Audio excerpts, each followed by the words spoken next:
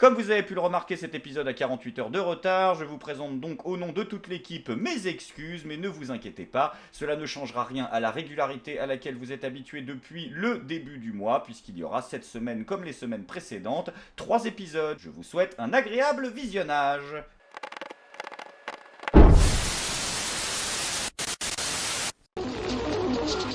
Les Français parlent aux Français. Vive la France, mes amis, ce pays absolument merveilleux et magnifique dans lequel la réforme des retraites continue toujours de faire débat. On dit parfois que jouer sur l'âge serait de droite et que jouer sur la durée serait de gauche. Personne ne dit ça. Enfin, personne que je connais. Probablement si tes 3-4 potes de l'ENA que tu vois dans tes soirées Tupperware là tous les week-ends en mode vous savez, on dit souvent jouer sur l'âge serait de droite et jouer sur la durée serait de gauche.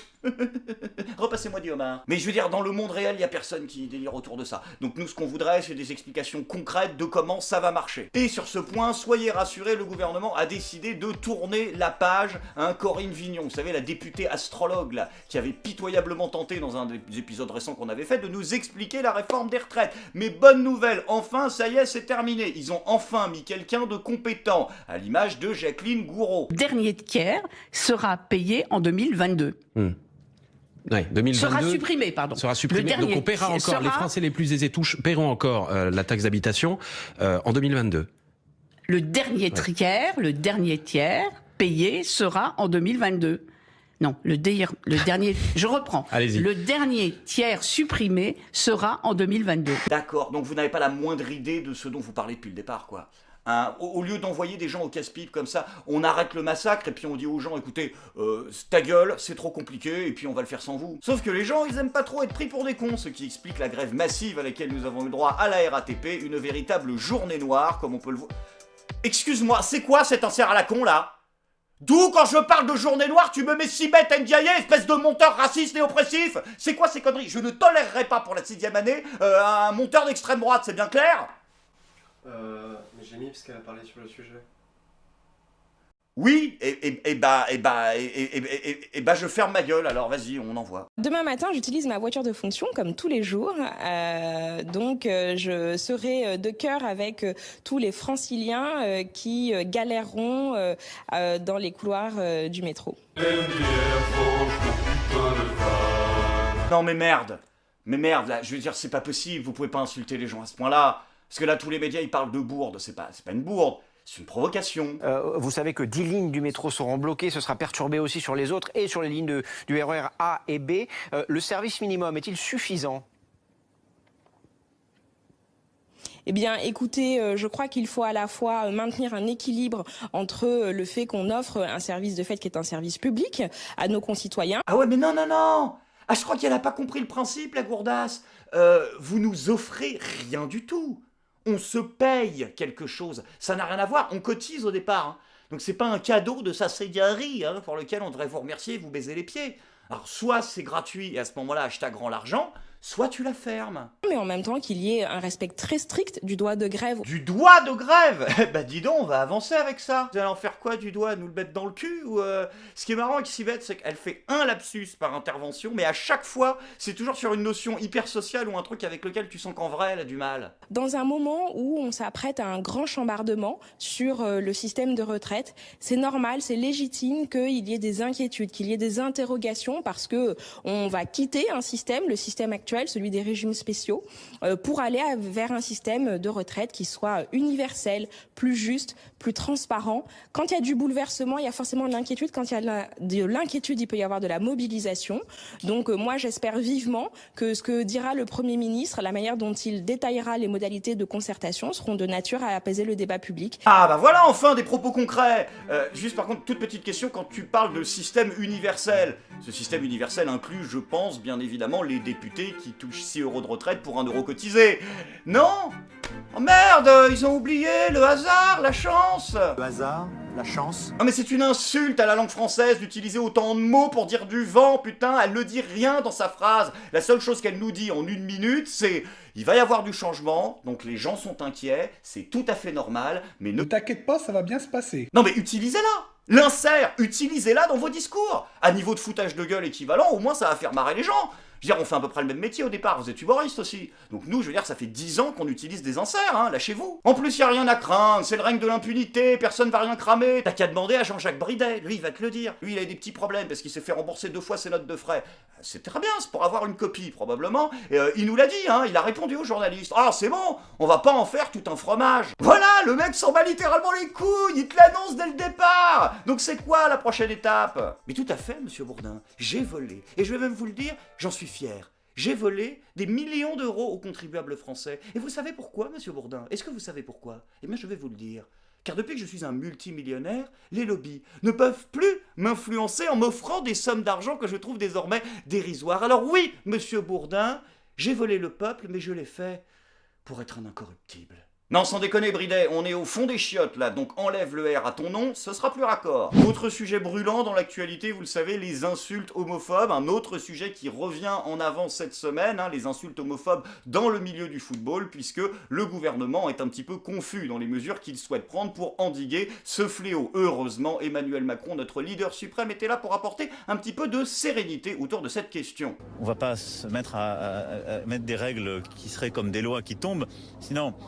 Je ne sais pas si vous êtes supporter de foot, moi je sais en tout cas comment j'organiserai les choses, je ferai des insultes à 5 minutes de la fin d'un match que je suis en train de perdre, bon. Ah ouais! C'est-à-dire que là, même pour un simple match de foot, tu nous confesses que tu pourrais pas t'empêcher de tricher, quoi. Surtout qu'il y a quand même un gros souci, pose caca, c'est que si ton intervention n'est pas conne au départ, elle est quand même radicalement en opposition avec ce que tu disais il y a encore un mois. Faut-il arrêter les matchs systématiquement? Oui, moi je suis totalement en soutien de ce qu'a dit la ministre. Non mais c'est pas possible! Comment est-ce que de tels escrocs ont pu en arriver là? La masturbation permettrait d'avoir un plus haut poste et un meilleur salaire. Oui, il s'agit d'un sondage américain relayé par le site Yahoo. Les personnes qui se masturbent régulièrement seraient plus détendues, auraient plus confiance en elles et accéderaient plus facilement à des postes à responsabilité. Oh putain! C'était aussi simple que ça, le truc! Putain, mais en fait, la réponse, elle était sous nos yeux, quoi. Depuis le temps que je le dis, hein, que nos élus passent leur journée à se branler à rien foutre, eh ben en fait, c'était au sens propre. Après, ils ont raison, les politiques, c'est vrai. Pourquoi s'emmerder à avoir un conjoint, la branlette, ça suffit, quoi. En plus, un conjoint, vous savez, dans le milieu de la politique, ça peut être très très nuisible, comme nous l'apprend Mathieu Pontet. Bon allez, Marlène Schiappa, avec son compte avec Marlène. Si votre mari a un problème d'ego face à votre engagement politique, divorcez. D'accord. Et pour ceux qui ont un problème d'ego dans leur engagement politique, ils font quoi? Ils démissionnent? Bah non, bien évidemment, ils vont pas démissionner, puis ce serait dommage, ça nous priverait de leurs conseils de qualité, hein, comme celui de Brune Poisson, hein, qui a décidé de faire de la pédagogie autour de l'écologie et qui nous explique quel petit geste simple, oui c'est au singulier, c'est normal, il n'y en a qu'un, nous pouvons faire pour faire en sorte que la planète aille bien. Ouvrir en grand son placard de vêtements et se demander combien de vêtements est-ce qu'il met vraiment. Pourquoi? Parce que l'industrie textile, l'industrie de la mode, c'est la deuxième industrie la plus polluante au monde. Ah, attends, ça sent un truc.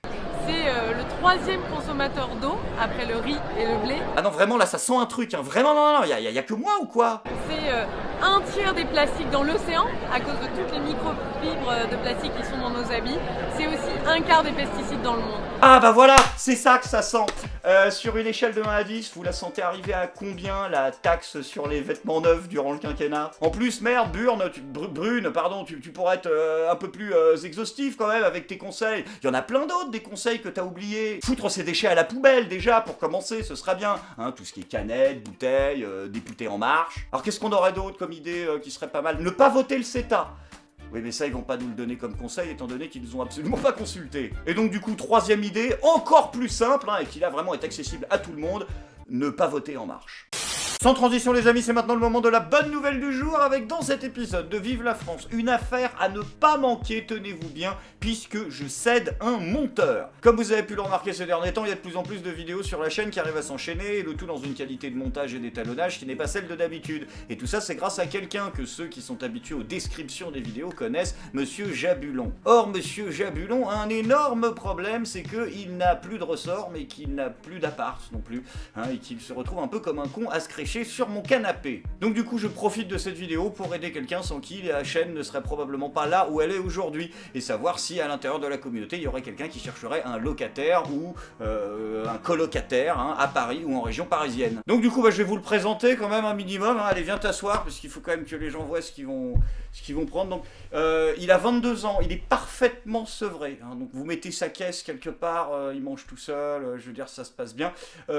Très beau physique, de mannequin Hugo Boss de 1940. On dirait vraiment Geoffroy Didier en plus jeune. C'est vraiment une occasion à saisir. Alors là, voilà, vous voyez pas sa gueule. C'est pas qu'il y a une tromperie sur la marchandise, c'est qu'il est monteur professionnel. Donc c'est pas en montrant sa tangue dans mes vidéos que il va monter le prochain clip d'Adèle. T'as compris l'idée. Donc du coup, lui, il a besoin d'avoir une left-wing cred. Et donc il cherche un appartement sur Paris. Voilà, donc pour vos soirées d'hiver, d'été, de printemps. Son numéro est en description de la vidéo. Ça nous arrangerait pas mal, lui comme moi. Surtout que là, on désespère un peu quand on lit les petites annonces. Ah bah attends, j'ai peut-être trouvé un truc pour toi là. 450 €, Paris.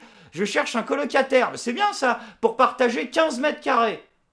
Ah oui, ça crée de la proximité. Il faut que la personne soit sympa. C'est là où le capital sympathie individuelle dans ce genre d'annonce a énormément d'importance. Le colocataire devra être en CDI. Putain, il se fait pas chier. Gagner minimum 2500 € par mois.